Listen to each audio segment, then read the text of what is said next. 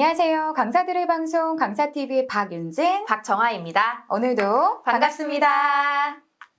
오늘 주제는 성격이 내향적인 사람도 강사가 될 수 있을까? 라는 주제로 이야기를 나눠보도록 하겠습니다. 정아 강사님은 성격에 대한 연구를 좀 많이 하셨잖아요. 네네. 오늘 이 분야에 대해서 해주실 얘기가 많을 것 같습니다. 맞아요.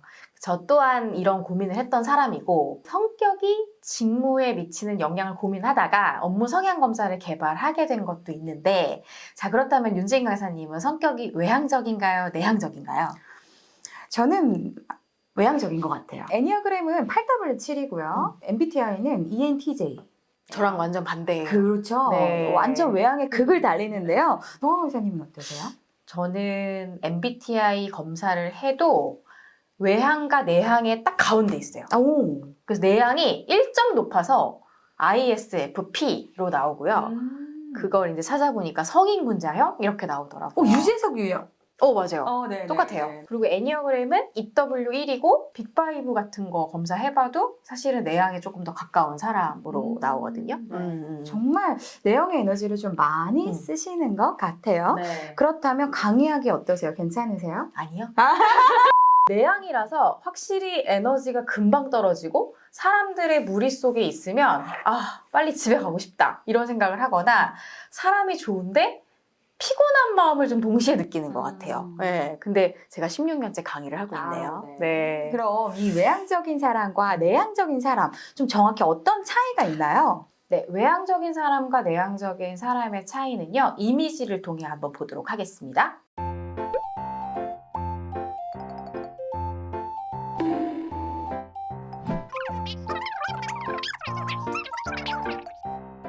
외향적인 사람의 경우에는 외부 세계에 관심을 두고 굉장히 사교적이면서 활동적인 경향이 있다. 그래서 생각을 좀 오래 하기보다는 행동을 조금 더 빠르게 추구하는 편이고요. 표현 방식은 글보다는 말을 좀 추구하는 것 같아요. 그리고 쉬는 날에도 가만히 에너지를 비축하기보다는 활동을 통해서 좀 몸을 움직여서 에너지를 충전하는 경우가 많고요. 그리고 굉장히 대인관계가 폭넓습니다. 그리고 외부 자극을 통해서 배우는 방식을 선호해서 경험을 통해 이야기하는 경향을 보이면서 자신을 숨기기보다는 드러내는 편이죠. 자, 내향적인 사람들 경우에는 자신의 내면에 조금 더 주의를 기울이고 조용하고 내적 활동을 즐기는 경향이 있고요. 그리고 생각이 되게 많고 사색하고 행동이 좀 느리죠. 그리고 말과 행동보다는 글로 표현하는 것을 좀 더 좋아하고요. 쉬는 날에도 활발히 움직이는 것보다는 가만히 에너지를 비축하는 것을 되게 좋아하는 편인 것 같아요. 그리고 여러 사람들이랑 함께 있는 것보다는 혼자만의 공간을 가지는 걸 선호하고, 대인관계에서도 넓진 않더라도 깊이 있는 관계를 추구하는 편입니다. 그리고 이해한 후에 경험하는 방식을 선호하기 때문에 생각을 마친 후에 행동하는 그런 경향이 있다라고 볼 수 있겠어요. 그럼 정아 강사님은요, 스스로가 내향이라는 걸 언제, 어떻게 아셨나요? 사실 저는 20대 때는 내향인 걸 모르고 살았어요. 왜냐하면 CS 강의를 하는 사내 강사였었기 때문에 20대에는 정체성의 확립을 해나가는 시기다 보니까 내가 외향인지 내향인지 이런 생각을 별로 안 하고 살았었던 것 같은데, 직업이 강의를 하는 거였으니까 외향의 에너지를 의도적으로 막 쓰고 살았던 것 같아요. 네. 왜냐면은 강의를 하려면 무대에서는 내향적이면 안 되잖아요. 네. 그러다가 30대가 넘어가면서 어느 날 문득 내가 외향이 아닐 수도 있겠다, 약간 이런 생각을 했었어요. 왜냐면 혼자 지내는 시간이 되게 괴롭거나 외롭거나 사람을 늘 만나야 에너지가 채워진다든지 그러질 않는 거예요. 그리고 회사 생활이 보통 주 5일이잖아요. 그러면 나머지 이틀 쉬는 날 그렇게 집에만 있어요. 오히려 나머지 이틀 주말에 막 사람들을 만나거나 뭐 약속으로 시간을 다 보내거나 이제 이렇게 되면 그 다음 주에 5일이 너무 피곤하다, 약간 이런 생각을 좀 많이 했었거든요. 윤진 강사님 쉬는 날 뭐 하셨어요? 예전에는 항상 어디론가 떠났어요. 멀리 간다거나 항상 운전하고 어디 간다거나 했는데 지금 한 3, 4년 새에는요, 쉬는 날에는 그냥 4, 5시간씩 앉아서 그림을 그리거나 책을 보거나 주로 가만히 있는 것 같아요. 저도 예전에는 저도 되게 외향적인 줄 알았던 것 같아요. 엄마도 저를 보고 테니스 선수를 시킬 정도로. 오. 근데 알고 보니까 저는 그냥 가만히 앉아서 그림 그리고 이런 걸 좋아했던 애인 거죠. 어쩌면은 강사를 해야 됐기 때문에 외향을 또 길러낸 걸 수도 있겠다는 생각도 그렇죠. 드네요. 네. 그럼 정화 강사님은 좀 내향적인데 대중 앞에서 강의하는 것에 좀 어려움을 못 느끼셨어요? 물론 있었죠. 네. 저는 그래도 외향과 내향의 중간에 있는 사람인데 진짜 찐으로 내향인 분들은 무대 공포증이 있거나 발표 공포증 같은 게 분명히 있으실 것 같아요. 네. 네. 근데 저는 그래도 아주 오랫동안 해오다 보니 공포증은 없는데 처음에 강의 시작할 때부터 청중 속으로 훅 들어가기는 아직도 어려운 것 같고요. 오히려 약간은 거리 두기를 하는 게 조금 더 저한테는 편안함을 좀 느껴요. 사실은 우리가 만나는 청중들도 내향적인 청중이 있을 수가 있잖아요. 더 많죠. 그쵸? 그러니까 그런 사람들은 또 제 강의 스타일을 또 편안하게 느끼기도 해요. 그러다가 시간이 조금 지나면 또 친근하게 되게 잘 대하는데 저는 좀 과하게 밟진 않은데 오히려 좀 부담스럽지 않은 친근함이 저의 그냥 강의 스타일이라고 생각을 하는 거죠. 저는 강의 시작부터요 훅 들어가요. 그러실 것 같아요. 저희 집중 단계, 뭐 라포 형성 이거 완벽하게 하고 훅 들어간 정말 외향적인 강사의 케이스가 아닐까? 그리고 네. 윤진 강사님 같은 경우는 엄청 또 카리스마 있게 네네. 청중을 약간 압도하는 그런 강의 스타일을 되게 잘 해내실 것 같아요. 그러면 이 외향적인 사람이 더 유리한 걸까요? 강의할 때는? 글쎄요, 뭐가 유리하다, 불리하다 이렇게 말할 수가 없을 것 같고 근데 그런 건 있는 것 같아요. 일단 우리 사회가 약간 외향적인 사람이 성공하고 내향적인 사람 보고는 야, 너 성격 좀 고쳐. 그래가지고 너 사회생활 하겠냐? 약간 이렇게 말을 좀 많이 하잖아요. 그렇진 않은 것 같아요. 실제 사회적으로 성공한 사람들을 보면 내향적인 사람들이 사실 되게 많거든요. 네. 우리가 알고 있는 뭐 스티브 잡스도 사실 좀 되게 괴짜 성격, 아인슈타인이라던가 뭐 이런 분들도 사실 내향적이었었잖아요. 네. 근데 내향적인 사람들의 특징은 사람들에게 천천히 다가간다, 오래 지켜본다, 부담 주지 않는다. 이런 사람들이잖아요. 근데 이런 것들을 사실 합치면 장점이 되게 진중하고 신뢰감이 있고 편안함 이런 것들하고도 되게 어울리는 사람들이라 생각을 해요.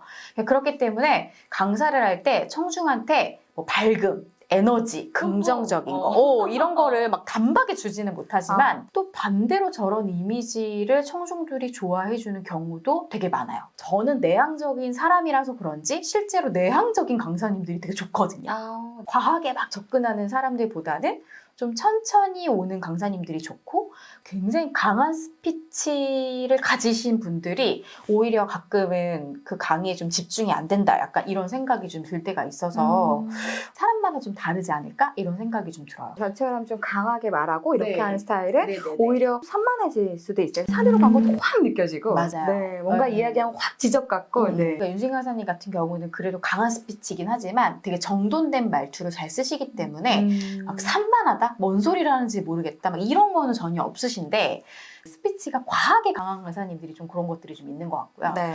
그러면은 우리나라에 외향적인 청중이 많을까요? 내향적인 사람이 많을까요? 정말 손 들고 대답하는 사람 없잖아요. 저 같은 스타일 아니면 내향이 아닐까요? 미국 같은 경우는 청중들이 궁금한 게 있으면 막 손을 들어서 막 질문도 하고 네네. 막 이런 게 되게 일상적이지만 우리나라 사람들은 뭐 질문을 하라 그래도 잘 안 하고 좀 내향적인 사람들이 좀 많은 것 같아요. 그럼 내향형에 대한 질문을 좀 조금만 더 해보도록 할게요. 내향적이라서 강의에 도움이 되는 건 뭐가 있을까요?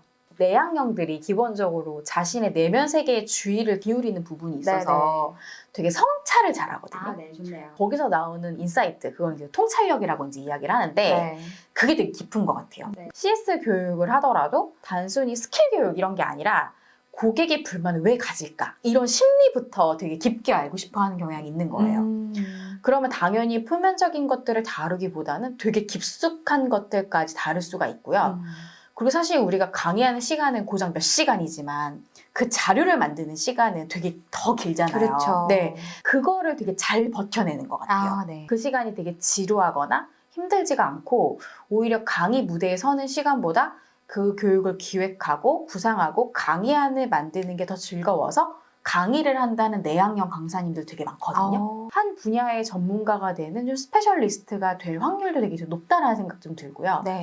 제가 또 내향형이기 때문에 이 분야를 굉장히 오랫동안 할 수 있었던 것 같기도 해요. 뭐 다른 거 한번 해볼까 이런 생각 별로 안 하고. 그리고 이들이 행동이 좀 되게 느리잖아요. 네. 청중들에게 빨리빨리 답을 주는 것보다는 좀 기다려주고 생각할 시간을 주고 이런 것들도 되게 잘하는 것 같고, 그리고 말하기 전에 생각을 많이 하기 때문에 실수가 좀 적다? 이런 생각도 드는 것 같아요. 네. 그리고 신중하게 말을 하면요. 당연히 신뢰도 따라오는 거라고 생각을 하거든요. 네. 저 사람의 말은 되게 군더더기가 없다? 믿을만 하다라는 느낌을 내향형 강사님들이 되게 잘 주신다고 생각이 듭니다. 다만 강의를 할 때에는 외향형의 에너지를 좀 끌어 쓰셔야 되는 부분도 있다 보니 좀 금방 지칠 수가 있거든요.